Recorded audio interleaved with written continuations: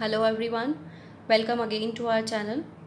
Today we will take a general topic that is matter in surrounding.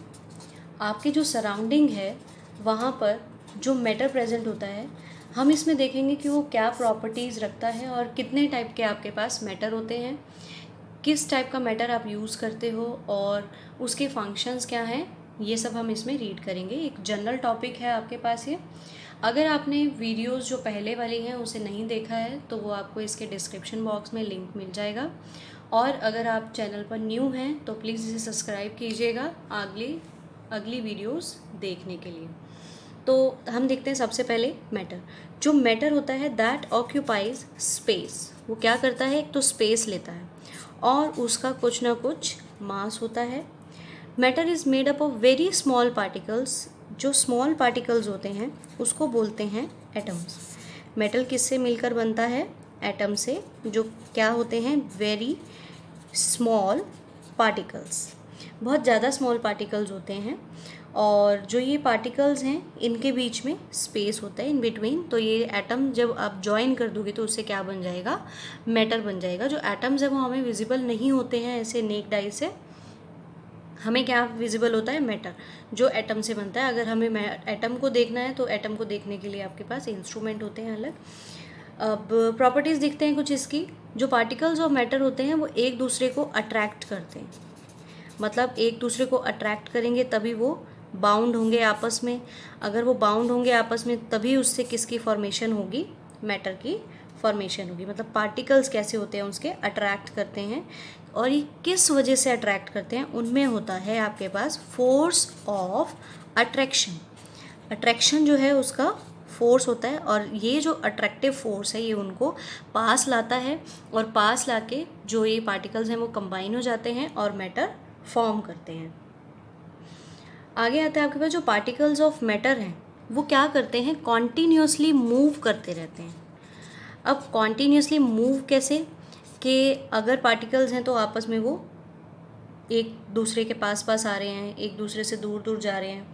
तो अगर ये हम कहते हैं कि वो कॉन्टीन्यूसली मूविंग है तो मूविंग में आपके पास जो एनर्जी होती है वो कौन सी होती है, काइनेटिक एनर्जी. मतलब अब वो क्या पोसेस करेंगे, काइनेटिक एनर्जी पोसेस करेंगे. और एक चीज़ और सबसे मेन, कि अगर हम टेम्परेचर को इंक्रीज़ कर देते हैं, when we increase the temperature, तो पार्टिकल्स क्या हैं, फास्टली मूव करेंगे. फास्टली मूव करेंगे तो इसका मतलब क्या है कि जो काइनेटिक एनर्जी है वो भी क्या करेगी, इंक्रीज़ कर जाएगी. टेम्परेचर इंक्रीज़ करेगा तो काइनेटिक एनर्जी इंक्रीज़ हो जाएगी. पार्टिकल्स ऑफ मैटर अगर हम देखें तो वो एक इंटरमिक्स होने की प्रॉपर्टी भी रखते हैं. ठीक है.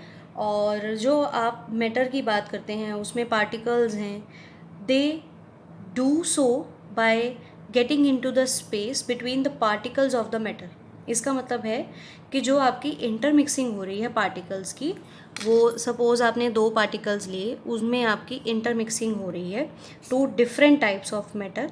तो वो क्या है, अगर ये पार्टिकल आपस में इंटरमिक्स हो जाते हैं तो इस प्रोसेस को आप बोलते हैं डिफ्यूज़न.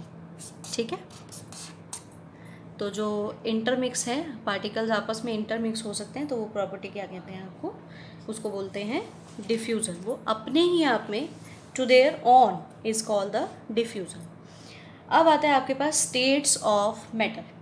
जो स्टेट्स होती हैं मैटर की वो कौन सी होती हैं, स्टेट्स होती हैं आपके पास solid, liquid and gas. Basically आप 3 रीड करते हैं, सॉलिड, लिक्विड एंड गैस. अब आती हैं इनकी प्रॉपर्टीज़ की, सॉलिड, लिक्विड, गैस की क्या प्रॉपर्टीज़ होती हैं. तो इसमें 1 बाय 1 हम रीड करते हैं. सबसे पहले है आपके पास सॉलिड, उसके बाद है liquid and after then gas. Solid, liquid, gas. अब इसमें क्या होता है, जो पार्टिकल्स होते हैं, हम पार्टिकल्स रीड कर रहे थे, तो वो पार्टिकल क्या होते हैं, क्लोजली पैक्ड होते हैं. ठीक है. क्लोजली पैक्ड मतलब आपस में बहुत ज़्यादा क्लोज होते हैं. और इनमें जो फोर्स ऑफ अट्रैक्शन होता है, जिस वजह से वो आपस में अट्रैक्ट कर रहे हैं, वो फोर्स ऑफ अट्रैक्शन कैसा होता है, बहुत ही ज़्यादा स्ट्रॉन्ग होता है, वेरी स्ट्रॉन्ग। तो इसका मतलब है कि वो क्या करेंगे, फोर्स ऑफ अट्रैक्शन स्ट्रॉन्ग होगा तो वो आपस में बहुत ज़्यादा से पैक जल्दी से हो जाएंगे। इनकी एक डेफिनेट शेप होती है, ठीक है, डेफिनेट शेप होगी, इसका वॉल्यूम भी डेफिनेट होगा और इसकी जो डेंसिटी है वो कैसी होगी, डेंसिटी वो कैसी होगी, हाई। तो एक तो होगा क्लोजली पैक्ड, एक होगा इसमें फोर्स ऑफ अट्रैक्शन बहुत ज़्यादा हाई, बहुत ज़्यादा स्ट्रॉन्ग बोल सकते हो। इसकी डेफिनेट शेप होती है, वॉल्यूम होता है और डेफिनेट डेंसिटी कैसी होती है, हाई होती है। अगर हम लिक्विड को देखते हैं तो लिक्विड में क्या होता है, जो ये क्लोजली पैक्ड थे सॉलिड, यहाँ पे ये लूजली पैक्ड होते हैं, मतलब इनकी जो पैकिंग है वो अच्छे से नहीं होती, लूजली पैक्ड होते हैं। आफ्टर देन कि जो इनमें फोर्स ऑफ अट्रैक्शन होता है, फोर्स ऑफ अट्रैक्शन कैसा होगा, वो ज़्यादा स्ट्रॉन्ग नहीं होगा, मतलब हम कह सकते हैं कि वो कैसा होगा, लेस स्ट्रॉन्ग होगा, कि वो अच्छे से नहीं कर पाएंगे। और इनकी डेफिनेट शेप नहीं होती है, शेप कैसी होगी, इनडेफिनेट शेप, इनडेफिनेट होगी। एंड वॉल्यूम जो होगा वो क्या होगा, डेफिनेट। क्योंकि देखिए अगर आप किसी लिक्विड को किसी बर्तन में डालते हैं तो आप उसको वॉल्यूम से डिफाइन कर सकते हैं कि जो उसका वॉल्यूम है वो कैसा है, डेफिनेट है, आप वो उसकी शेप ले लेता है, लेकिन शेप कैसी रहती है उसकी, इनडेफिनेट रहती है। और kinetic energy is more than solid. अब देखिए जो लूजली है, मतलब पार्टिकल्स क्या हैं, दूर दूर हैं, देखिए ये देखिए अगर इस तरीके के आप पार्टिकल ले रहे हैं तो इनके जो गैप है ये बढ़ गया, तो ये गैप बढ़ने से यहाँ पर काइनेटिक एनर्जी जो हो जाती है वो हाई हो जाती है, किससे, सॉलिड से, ठीक है। जो सॉलिड से काइनेटिक एनर्जी होगी वो कैसी होगी, हाई होगी, क्योंकि देखिए उसमें तो क्या थे, पार्टिकल बिल्कुल पास पास हैं तो स्पेस है ही नहीं, तो वो मूव करने का उनको इतना स्पेस नहीं मिलेगा, तो इसलिए वो मूव अच्छे से नहीं कर पाएंगे। लेकिन लिक्विड में क्या है, उसके पास स्पेस है, तो वो स्पेस में क्या कर सकता है, मूव कर सकता है, तो इसलिए जो काइनेटिक एनर्जी होगी वो कैसी हो जाएगी, इंक्रीज हो जाएगी। ओके, आफ्टर देन आता है आपके पास गैस। इसमें क्या होता है, जो लूजली पैक्ड होते हैं ये वेरी लूजली पैक्ड होते हैं, मतलब लिक्विड से भी ज़्यादा लूज हो जाते हैं, ठीक है। और इनका जो फोर्स ऑफ अट्रैक्शन है वो बहुत ही ज़्यादा लीस्ट हो जाता है, उनमें बहुत ज़्यादा कम हो जाता है।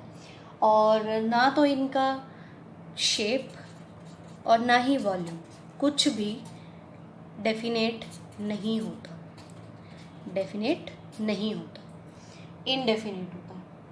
और जो अरेंजमेंट होती है इनकी वो क्लोज नहीं होती है, उसमें क्या हो जाता है, ये जो अपना अरेंजमेंट है ये खो देते हैं, क्योंकि इनके जो पार्टिकल्स हैं वो बहुत दूर दूर होते हैं। अगर आप इसको रखते हैं तो ये इनमें गैप बहुत ज़्यादा होता है, गैसेस इस तरीके की होती हैं। सॉलिड में क्या होगा, एक पैक्ड स्ट्रक्चर होगा, लिक्विड में क्या होगा, पार्टिकल्स थोड़े थोड़े दूर होंगे ताकि वो मूव कर सकेंगे आपस में। और जो गैस होगा उसमें पार्टिकल्स बहुत ही ज़्यादा दूर हो जाते हैं, जिनसे उनका जो अरेंजमेंट है वो इस तरीके का नहीं हो पाता है और वो गैशियस फॉर्म ले लेते हैं।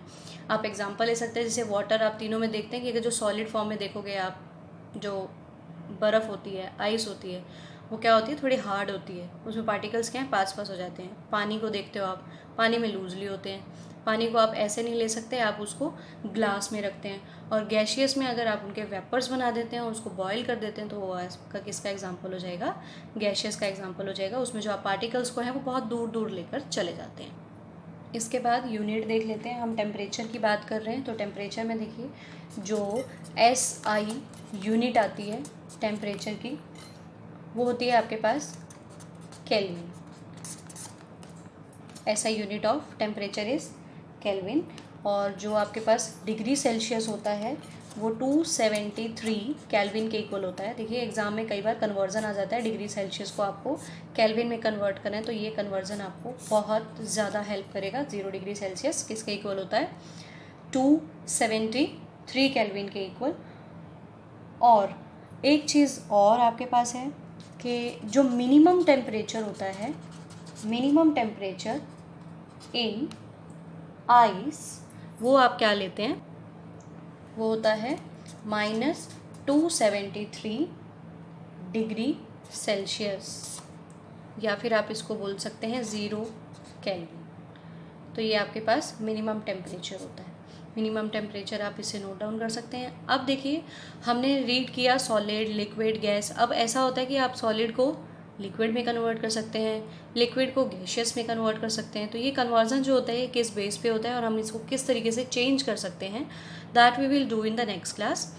Thank you so much for watching this, and please share and subscribe my video. Thank you.